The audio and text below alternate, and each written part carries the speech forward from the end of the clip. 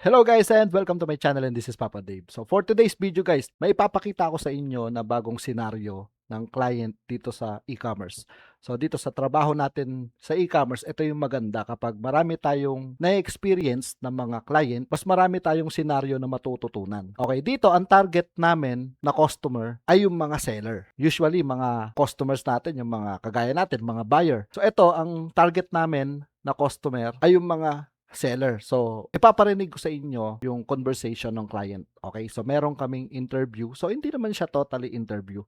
Meron kaming pag-uusap na sinasabi niya na maglilista kami ng products. Tapos, kukontakin namin yung mga seller ng product na binibenta niya. Tapos, ibibenta niya ng mas mura dun sa seller. So, sa trabaho na to, ang rate namin ay $5 per hour plus commission. Okay? Nagbibigay siya ng bonus. So, kapag nakabenta kami, bibigyan niya kami ng bonus. So, magpapakita rin ako sa inyo ng sample. Okay? Kung paano gagawin yung trabaho, paano ko kontakin yung seller, at bibigyan ko kayo ng preview sa trabahong gagawin natin. Okay guys, so bago tayo mag-start, kung interesado ka makapanood ng mga full course about sa trabahong ginagawa namin dito sa e-commerce, pwede kang mag-sign up dito sa va4ecomcourse.com. For only $499, mapapanood mo na lahat ng mga courses natin dito sa website. What I'm looking for is I go to a lot of auctions and buy, and it's usually not cheap items. Okay.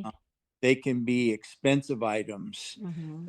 Like right now, I'm bidding on these. There's like a projector, professional projector. It's an older projector, but they were very, very, very expensive. Wow.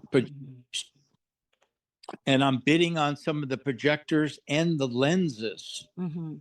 And do you use? You're familiar with eBay? Yes, sir. Very much. 8 years working on eBay.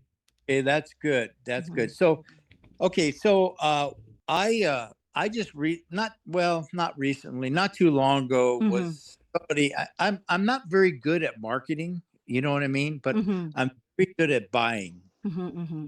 I need somebody to advertise these things on different platforms. Mhm. And I might tell you, okay, I have all these items, and what I might do is just buy the stuff anyway. Okay.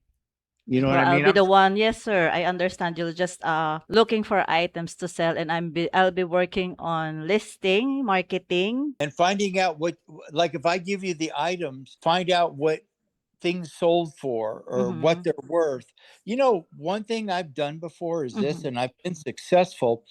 Let's say I have an item, right? Okay. And I find that item on eBay. Mhm. Okay.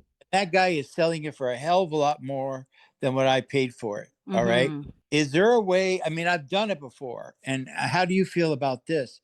You get in contact with that person who is selling that same item and Okay. see if he would be interested in buying another one. Okay. Is that do you understand what I'm? Yes, It's another sir. a marketing tool. You know Mhm. what I'm? Mhm. I don't. I want to know what your feeling is about this. I Yeah. like to communicate back and forth about, like, just for instance, that idea right there. I'm bidding on some projectors Mhm. that they originally went for like $42,000. Mhm. But they're older, and I have to know what they're worth now. But that is just this particular item. I have some other items right now Mhm. that, like, they're special water valves that originally they were like $3,400, and there's Oh. another pump that's like $2,300, and Mhm. they look like they're brand new. Okay. But I'll go to auction. Of course, I buy them a lot cheaper. And you know what? I don't know if you're allowed to do this or not, but Mhm.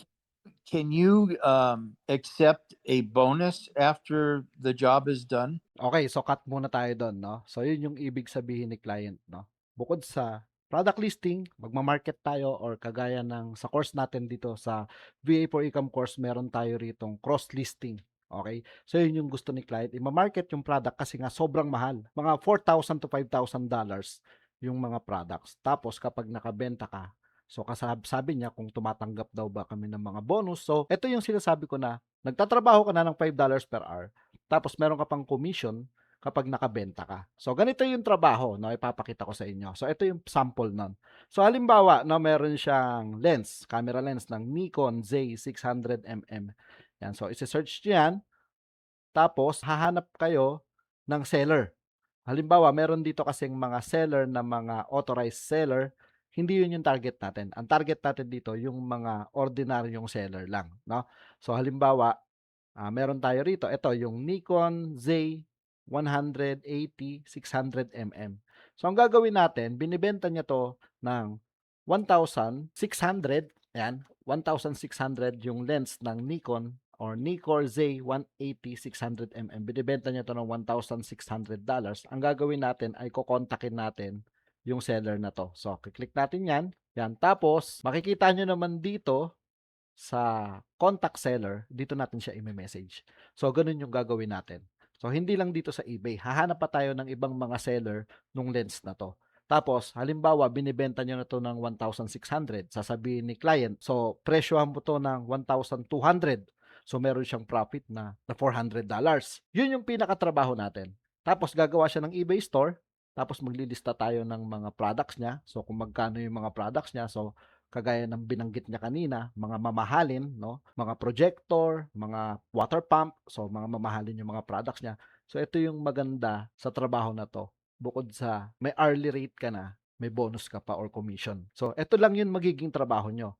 Pupunta kayo ng Craigslist, pupunta kayo ng eBay, or kung saan pang mga e-commerce platform, kung saan ka pwede magbenta. So, pwede rin to sa Poshmark.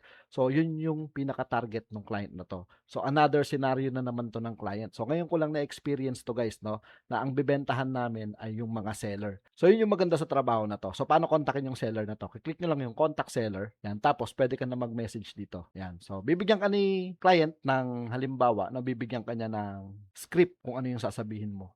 Pwedeng bigyan ka niya o pwedeng mag-chat GPT na lang tayo para makagawa tayo ng mga professional kung paano natin i-offer yung product natin na kagaya ng binibenta niya. Siyempre, tatanungin niya yung condition, yung mint condition ng product. So, yun naman yung kukuhanin nating information doon kay client. Okay, so ganun lang ng ganun yung magiging trabaho natin. So, once na makabenta tayo, so meron tayong commission bukod sa meron ka pang $5 per hour. Okay guys, to another client scenario na naman yung nalaman natin ngayon.